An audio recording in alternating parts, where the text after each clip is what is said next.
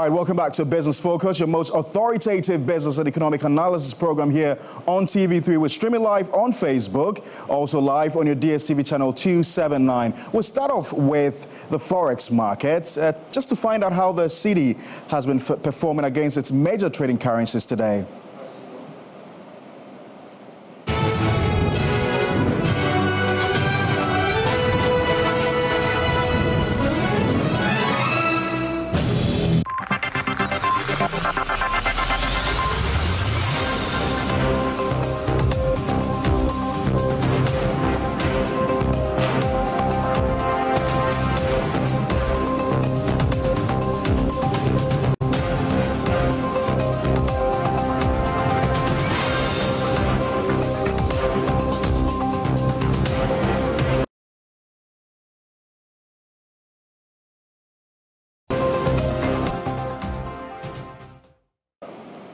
We apologize for those difficulties in bringing you the Forex performance, essentially how the city has been performing against its major trading currencies. But over the last few days, we've seen the city gaining a bit of appreciable, weight against its major trading currencies, especially the US dollar. The city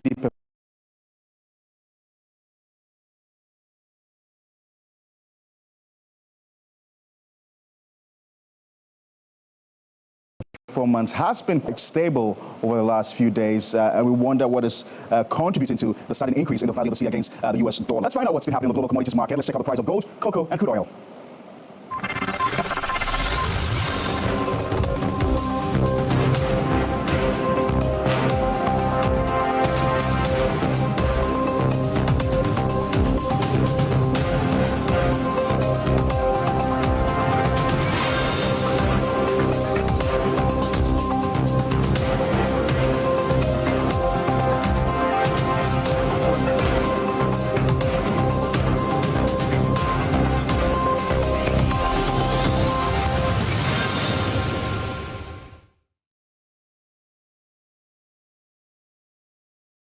This is Business Focus. Call a friend to tune in, because later on CEOs Connect, we've got an exclusive interview with the Emmy Africa Man of the Year Award winner, Dr. James Lindsey, who's a founder and chief executive officer of JL Properties. He's on the show tonight later. Also, we'll take a short commercial break right now. When we return, we'll tell you what's been happening between the government of Ghana and the International Monetary Fund. Right, welcome back to Business Focus, live here on TV3, also live on your DSTV channel 279. We're also streaming live on Facebook. Let's start off, first of all, by finding out the very latest with regards to Ghana's program with the International Monetary Fund. And, of course, the Finance Minister, Dr. Mohamed Amin Adams, has announced that Ghana is expected to receive the fourth tranche of some $360 million under the International Monetary Fund program before the 2024 general elections. Before Saturday, that's what it says. Well, according to him, the country has successfully completed the third review under the program, meeting all set criteria. Let's take a listen to the Finance Minister. Executive Board yesterday approved the third review of the fund-supported post-COVID program for economic growth, following the staff-level agreement we reached with them, with the staff of the IMF in October 2024. When we designed the IMF-supported PCPEC in 2023, we set for ourselves ambitious objectives of restoring macroeconomic stability and debt sustainability. We also sought to build resilience through the implementation of ambitious and wide-ranging structural reforms, and to lay the foundation for a stronger and more inclusive growth whilst protecting the poor and the vulnerable. We have since been implementing key fiscal, monetary, and real sector policies, as well as structural reforms, to achieve these objectives and to address the difficulties the economy faced in 2022, largely on the back of global shocks, as well as domestic vulnerabilities. Today, we are seeing the benefits of the effective implementation of the program. Macroeconomic stability has been largely restored, with inflation and exchange rate largely stabilized. The economy is recovering strongly and faster, and structural reforms, including those on public financial management, public financial sector, revenue optimization, expenditure rationalization, social protection, exchange rate management, have been firmly instituted. In today's update, I'll brief you on the implementation of the IMF-supported program, followed by an update on the economy. Let me now provide updates on the IMF. After successfully reaching staff-level agreement with the IMF on the third review on 4th October 2024, the IMF Executive Board yesterday overwhelmingly approved the third review of program implementation, given the strong performance Ghana exhibited towards program objectives and targets. The assessment of Ghana's performance by the fund shows that we've met all the 6 end June 2024 quantitative performance criteria and all 4 end June 2024 indicative targets. It is instructive to note that this is the first time Ghana has met all the indicative targets in a review. We've witnessed a strong and continued rebound in economic activity, with real GDP growth accelerating to 6.9% in Q2 of 2024, after 4.7% growth in Q1 of the year, and up from 3.8% in Q4 in 2023, last year. This was driven largely by robust performance in the industrial, the agricultural, and the ICT sectors. So for those who do not think that digitalization is an economic issue, our growth has been largely influenced by ICT digitalization. The first half of 2024, therefore, recorded an average growth rate of 5.8%, the highest in the past 5 years. And this is a strong signal that GDP growth is gradually returning to pre-pandemic growth levels. Though the Ghana Statistical Service has not yet released the Q3 GDP data for the year, data from the Bank of Ghana shows GDP growth was still robust in the third quarter, with the Composite Index of Economic Activity, CIEA, recording a growth of 2.8% for Q3 of 2024. This is a strong rebound from the contraction of 2.4% observed during the same period in 2023. And so this gives us a sense that growth is going to do pretty well in Q3. We have outperformed the inflation target set under the program. Inflation has continued to decline from a peak of 54.1% in December 2022 to 22.1% in October 2024, influenced by reductions in both food and non-food inflation. We've also made significant progress in our fiscal consolidation efforts, thereby improving the primary balance on commitment basis by 4 percentage points from a deficit of 4.3% of GDP in 2022 to 0.3%. Well, you heard Finance Minister Dr. Mohamed Amin Adams there in an interaction with the media earlier this week. Let me just take you straight into that exclusive interview on our CEOs Connect program with the Chief Executive Officer and founder of JL Properties, Dr. Lindsey. He's been talking about his business, entrepreneurship, and a few other matters of importance to the Ghanaian economy. He was recently crowned the AMI Africa Man of the Year, the just ended award in Accra a couple of weeks ago. Ladies and gentlemen, join me welcome him shortly for the program.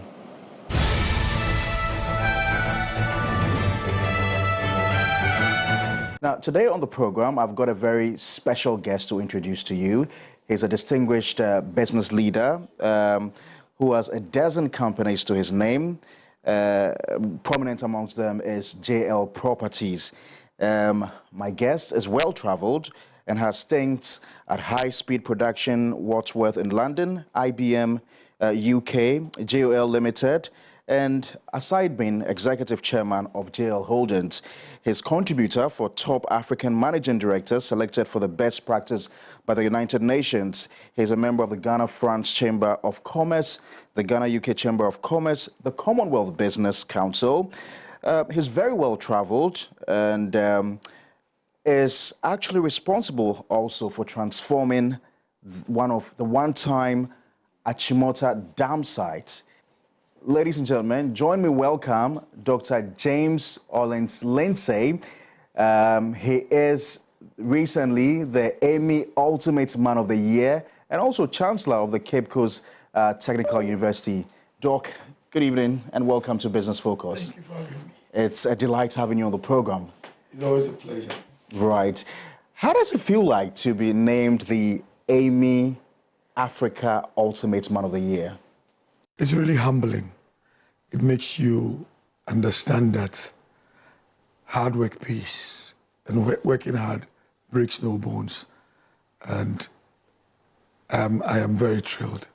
It's always a pleasure when your work is recognized across the country, across your space, and then all the youth especially come to see what working hard every day can get you and can get you into. So, all in all, it's been a good feeling.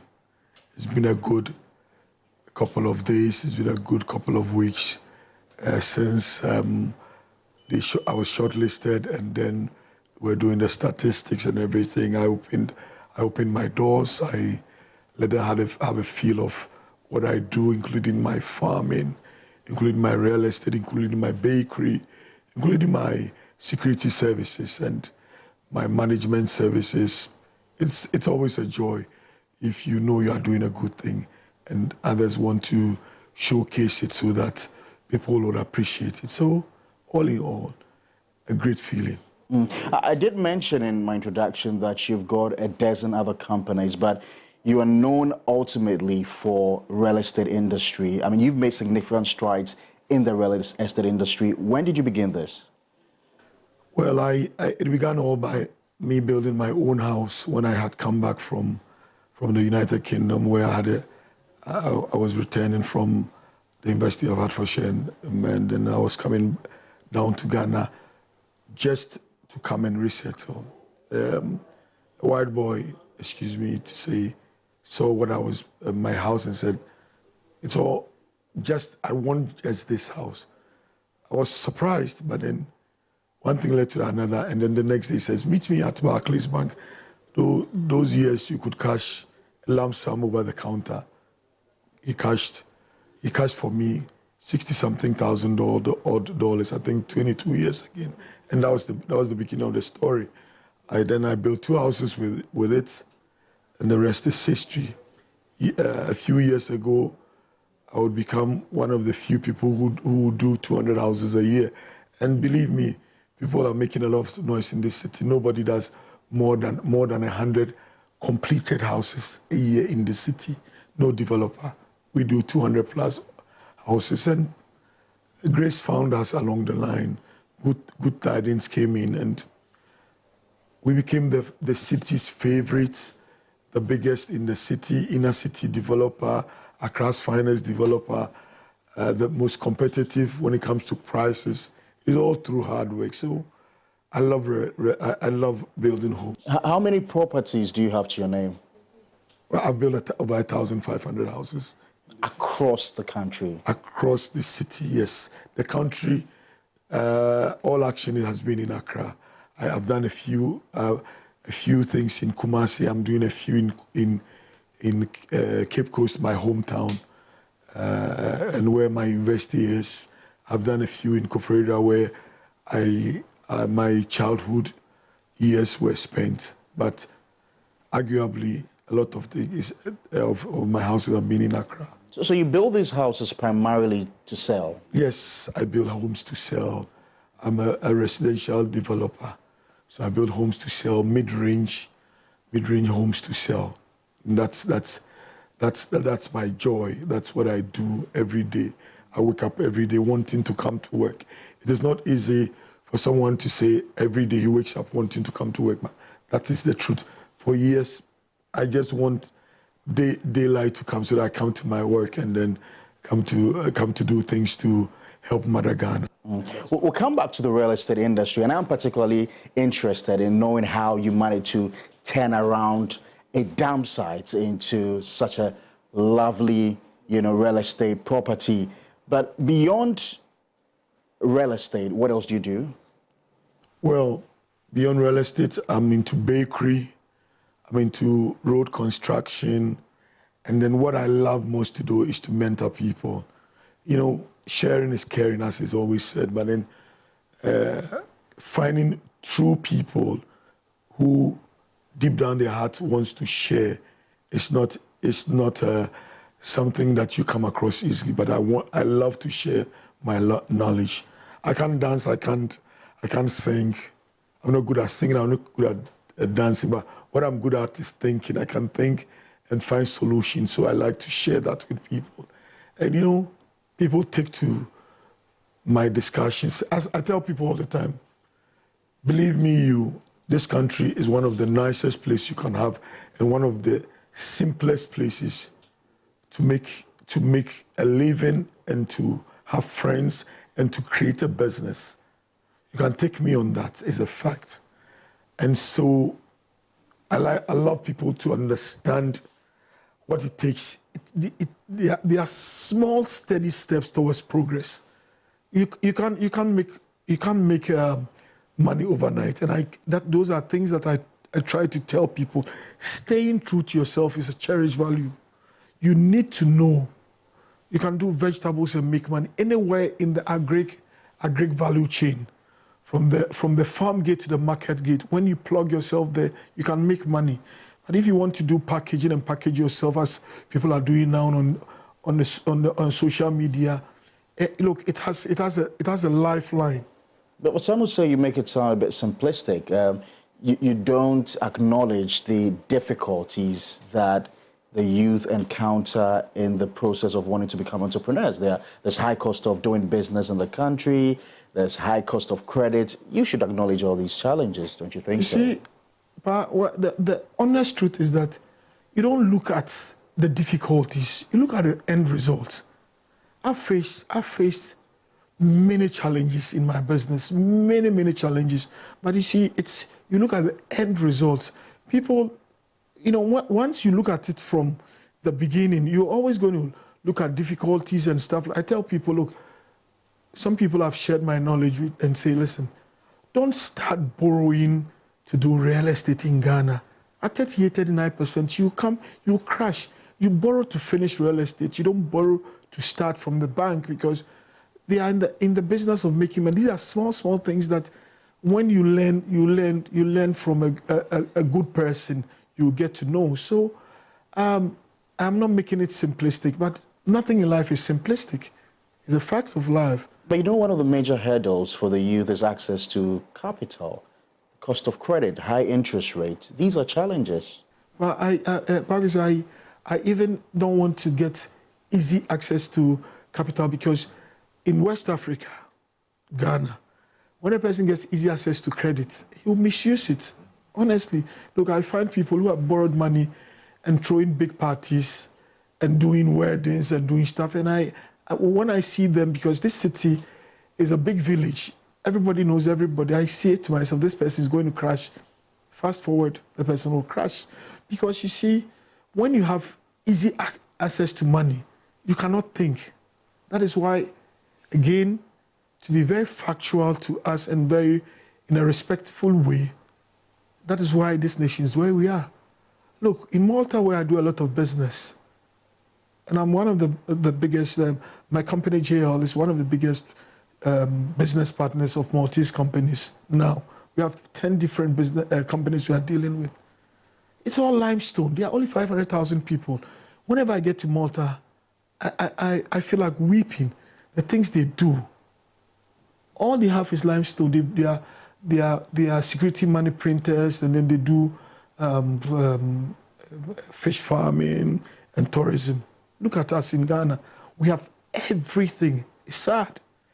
Everything. We can't even look after our youth. So, in all honesty, this country is one of the easiest places to manage, and you see, because the nation is on every front. You talk about only political leadership. No, on every front, it is bankrupt. We'll come to talk about the bankruptcy that you talk about. So it's not bankrupt as in financial bankruptcy. Right. You know, leadership bankruptcy. Right. So that is the most serious thing in this nation. Leadership bankruptcy. I'll come back to find out from you what we need to do to correct this bankruptcy that we have, you know, in leadership. But how have you managed to be successful in the real estate industry? I mean, I've spoken to a lot of people who say it's a difficult terrain. Of course, we know COVID happened in 2020. There was disruption to trade lines. Businesses suffered. I mean, we've seen the cost of raw materials, you know, of building materials rise on a yearly basis. Now, how have you managed to overcome all these challenges? I keep on telling you, it's staying true to yourself and being honest. Those are two key attributes for a businessman. People should trust you. Be prepared to leave their money with you. 1. 2, being modest, keeping your feet on the ground is key. The man sells 2 houses and now wants to buy a Range Rover and marry another wife. And you know, that basic things in life, you reinvest in your business. I put everything back in the business. I don't think about if tomorrow there's an upheaval or something. Look, the people before us, as our fathers and our grandfathers before us, as they went through hell just to keep this nation intact for us, and it's the truth. My father was beaten to pulps, nearly died, was in coma for 10 years. But I've enjoyed 30-something years of peace. And if I don't use that well, and I'm thinking always to put money somewhere because something would happen, you cannot grow a business. We grew JL, and thanks to my people in the company, we grew it from 1 house to now arguably the biggest real estate developer. The biggest real estate developer in the city. In the city, and it was in this very competitive industry. Yes, and it was true. Look, as we speak now, we are doing 600 new apartments. We've broken the back of the cartel in upmarket real estate. People, the developer is mad because we sold over 150 apartments for $60,000. Now tell me how you've worked this magic. How have you done this? Because look, we cut out all the middlemen to start with. We do our own kitchens, we do our own wardrobes, we do our own graffiato, we do our own tile cement, you know. Those things that will add to the cost, we cut them out. We brought the Maltese in to come and train us to do good blocks. The Maltese do some very good blocks. We work with Ari and Sons in Gozo in Malta. They are here almost every 3 months just to come train our people. You see, you need to do a very, very clear approach to real estate. You need to have a clear approach to real estate. You don't need to sit in your home and think, I'm doing real estate. And in real estate, you cannot be a secondary developer and think you can improve prices. Secondary developer like by saying you are doing something else in real estate, your second, third business. This is our primary business. You sleep, you eat, you dream it. Everything real estate. And once to get the money, we put it in other things like in our farming, in our bakery, in our road construction. We bring the money from real estate into the places. You see, so we are doing 40,000 beds, layers in Mami Dede. That money came from the real estate. Although the profit from the poultry will not match my real estate, always my mindset is to employ more people. How many people do you currently employ? Over 1,000 all across. We are in Côte d'Ivoire, where we are doing real estate in Côte d'Ivoire, in Abidjan, specifically Bassam. We are in Sierra Leone, where obviously a lot of people would know that the president, Dr. Madabio, is a personal friend. We just got our license to start work in Abuja. We're doing small bits of real estate in the UK, especially in Waltham Bay. You're breaking barriers. Yes, I say to myself. You're breaking barriers. I think I could have done more. That's what I think. Sometimes I say to myself, you don't feel fulfilled at this time of your life? No, not at all, because but once these are things that I say, and then I check myself because I feel I'm not appreciating the goodness of God, because I'm a Bible-believing Christian, tongue-blasting.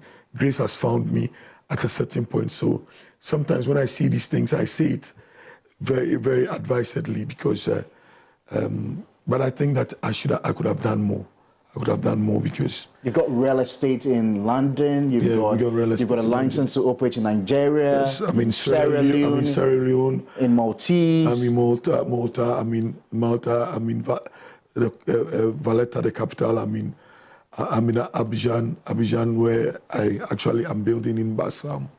So in fact, I tried to build in Togo, Lomé, but I couldn't, because they have a very difficult situation there when it comes to external foreign businesses. So, but the plan has always been to expand horizontally, not vertically.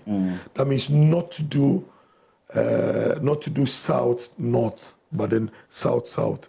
So we want to be, in the next 5 years, to be the biggest regional developer, bigger than any other person, and also reinvesting in other businesses. But look, there's so much opportunities in Ghana. Sometimes so much opportunity, and then challenges, not difficulties. There are challenges. Look, we have not been paid for months on all fronts, but we are soldiering on, because you can't stop and cry. Yeah, we have over several people on the payroll, so you have to move on. And so I still believe that is the finest country in Africa, the finest people, and I say this every time, the easiest people to deal with is the Ghanaian. Look, the Ghanaian is an interesting person. You say there's no money in Ghana. You see, he'll come to you with money from under his bed and say, take this $20,000. I'll come back and add more. I want your house. He or she might not come back at the 2 months that he says or she says, but he'll come back anyway. Look, I've done half of my life in the UK.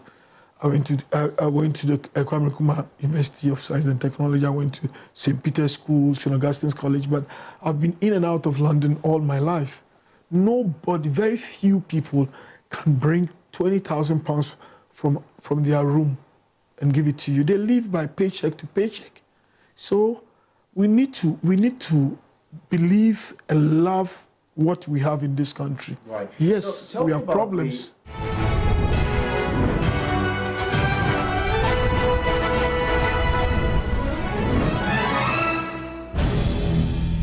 This is Business Focus with the award-winning Pakwesi Asare.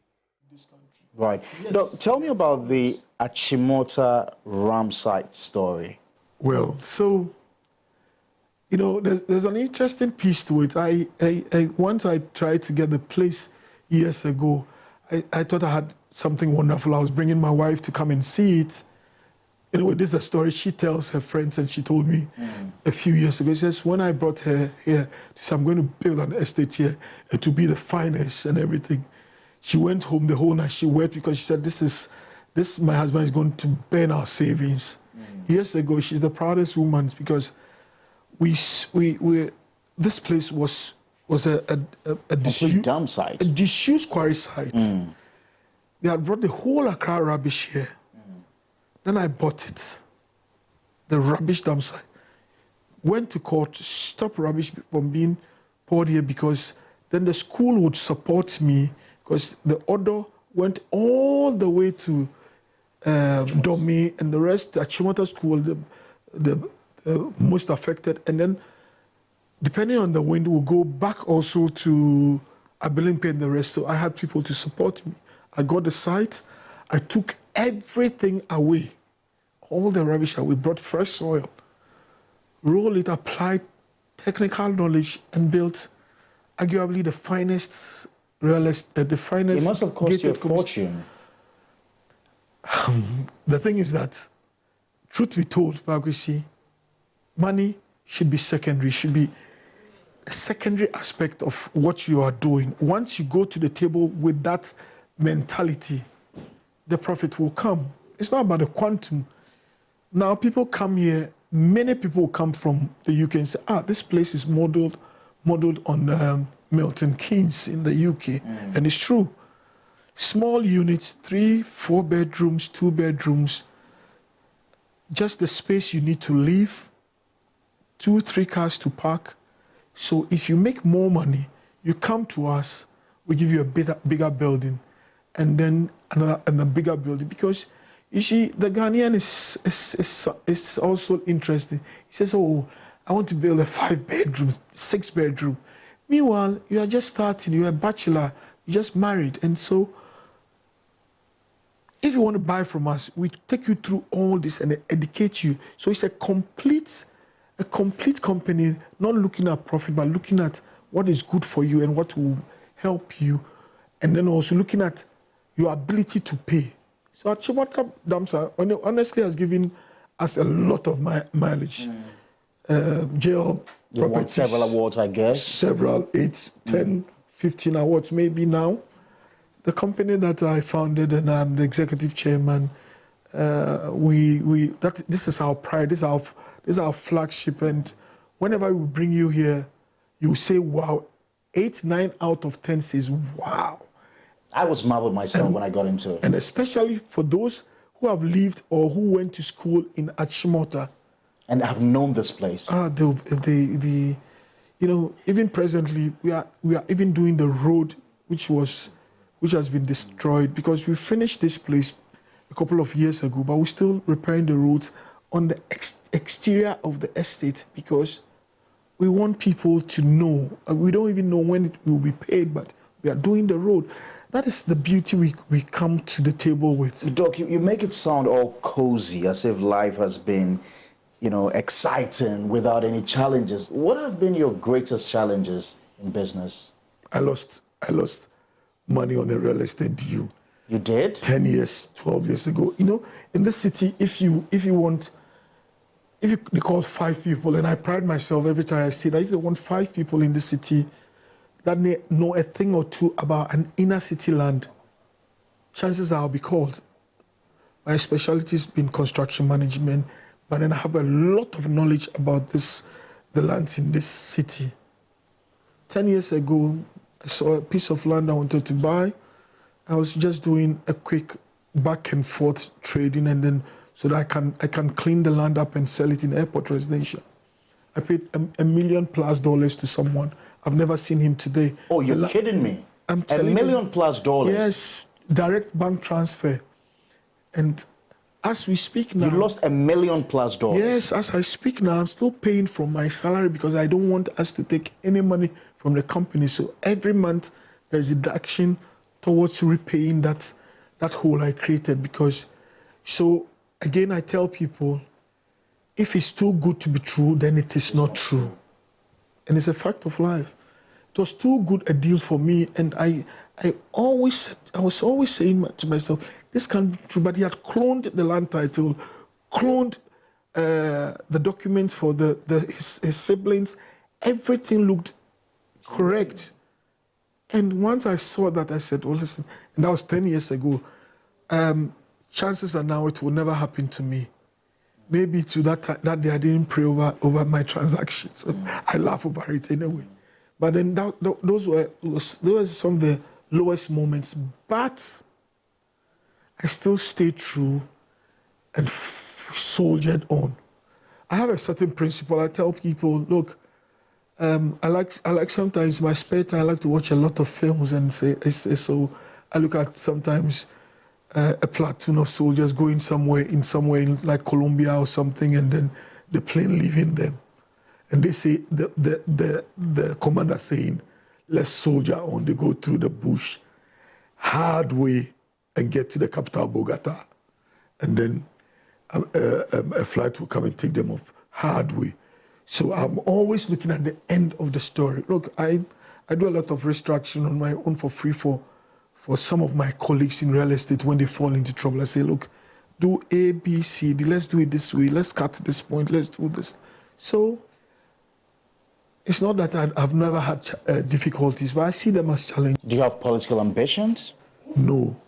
My parents, my father before me, my uncle, my grandfather, politics have never helped them. So I don't want it to be like them. I want to be able to touch lives. But you have political friends, don't you? Very, very close. Both sides of the divide. Are you partisan? Non-partisan. Both sides of the divide. And the truth of the matter is that I love all of them. But we can change this nation by concentrating on the youth. And that's what I want. I mean, when I walked into your office, I've been reading quite a number of things. And one of the things I read was that you've got a target of supporting 100,000 entrepreneurs. That's too ambitious, isn't it? Ambition is good. Any person with ambition has no life. Ambition is good. You want to stay true to that commitment? Yes, I'm doing it. I've done a lot of it. How many people have you supported so far? Honestly, and that's the fact, I don't keep a register of that. But as long as, look, I'll tell you a story. Only 2 days ago, a JSS grad comes to me and says, A, B, C, D, I want to sell X. I nearly said, go to school, because again, when he said, she didn't know, I don't know, but I think she didn't know. She said, look, I come from Cape Coast. I'm very, very, very, very proud of my hometown. So it got to me, she got my attention. I said, what do you want to do? She says, I want to sell X, but because I'm selling Origins now. So I asked, how much have you saved? He said, 20 cedis, and I want 100 cedis to add. Can you imagine? I've seen people walk people away because they've even asked him for something small like that. I said, get 400 cedis. Then come back in 2 weeks, come and show me what you've done with it. And I'll add more to it. That's the kind of thing we should be doing. Now, after that, I'll put her into my group, because I won't let her walk away like that. Because if I'm not careful, teenage pregnancy will come in. It will add to the cost of this nation. Let us all come together to help. After all, money should be secondary. You can't help everybody, can you? But I will do my best. I'm not Christ. The only person who can help everybody is Christ. But I will do my best, because as for righteousness and being overly accommodating, it's of Christ, not of man. And I will do my best. Look, how do you find the business environment operating within this country? One of the things, Paco, is that I just still don't understand political leadership in this country. Is their problem with communication. In the UK, where I reside, I have a residency as well. Life is tough now. Milk, the price of milk has doubled. The bus pass, the travel card has doubled. Rent is difficult to pay. Everybody is crying. The world has changed after COVID. It's totally changed. But you see, communication is key. In jail, where I founded and work, I will call people and say, this 2-3 months will be difficult months. let us do A, B, C. But you see, if you want to paper over every problem, you will get people having, unrealistic ambitions, and that it will be your problem. That is the problem of this nation. You think that's the problem? That's our biggest problem. I have to be honest with you, and I say this to everybody. You mean are you talking about certainty in business in policies? Is that what you're talking about? When you make certain promises and you are unable to achieve it, you tell the person. Promises like what? I'll build 1,000 houses. You are unable to do 1,000 houses. You've done only 500. You say, I've been unable to do 500. I have been unable to do 1,000. But that 500, give me a bit more time. But don't polish it. That's the problem. In all our dealings across all governments. You see, for me, if we had communicated, people in leadership, I mean political, social, business leadership, have communicated to the people below us that after COVID will be difficult times and that we should tighten our belts. People would have understood, But because this difficulty is everywhere, I'm telling you, because I travel every time. I travel across the world. Look, I've done Far East, Middle East, near, everywhere. I've been as far as Vietnam, everywhere. There's difficulty everywhere. I travel because to travel is to learn. And so this, as I keep telling, this nation is one of the finest places to do business, to live, and all. There's no. Do you have any interest in who wins this year's elections? I'll keep that to myself. I do, and it's a fact. But I'll keep that to myself. It's a personal decision. So, and it's a personal wish. So I'll stay clear away from that. How are you able to juggle all these responsibilities of managing over a dozen companies with managing your family? In fact, we are managing over 22 companies. And, whenever I get home, my kids, especially my two girls, when I'm late coming home and they are still awake, start shouting, "Papa is the chancellor," knowing that I'm late and stuff. So even I told them recently, I said, now you can even shout, Papa is the man of the year, because there's more work for me. But, I have a very understanding family. And therefore, my wife is very understanding. My kids do. So the bit of time I have, I stay with them. I try to. I didn't have kids early, and therefore my eldest is 17, and then I have my girls as well. And so that's the difficulty. But it's more painful if you don't have in your pocket. I tell people, I don't give because I have in excess. I give because I know exactly how it feels like not to have. And that is more painful than working. So I have that as a guide. It's very, very painful. Have you been a victim of the painful debt exchange program? Yes, I have. I lost money there, but look, if once packaged well, as I keep saying, was for the greater good.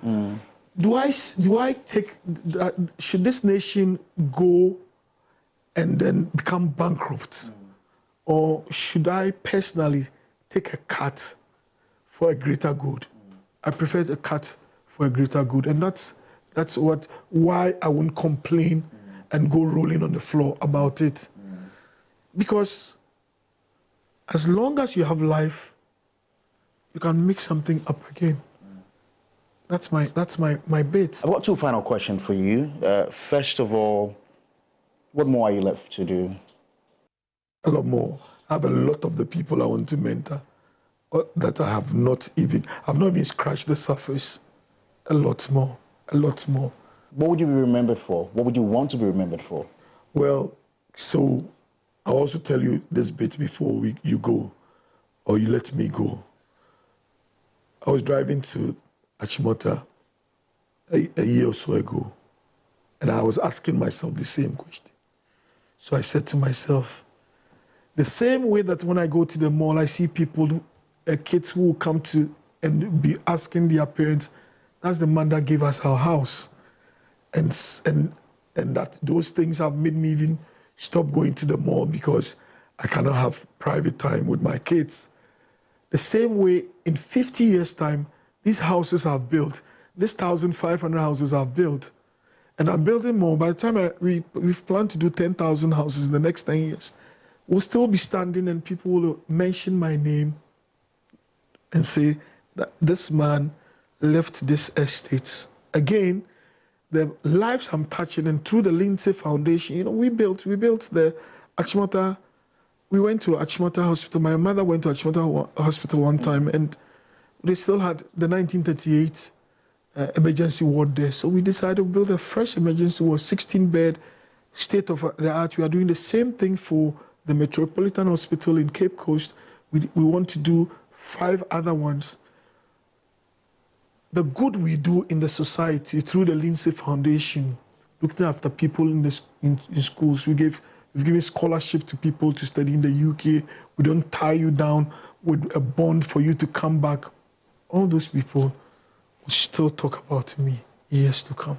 They will. Mr. Lindsey, it's been a pleasure talking to you. The pleasure is always mine. Thanks very much.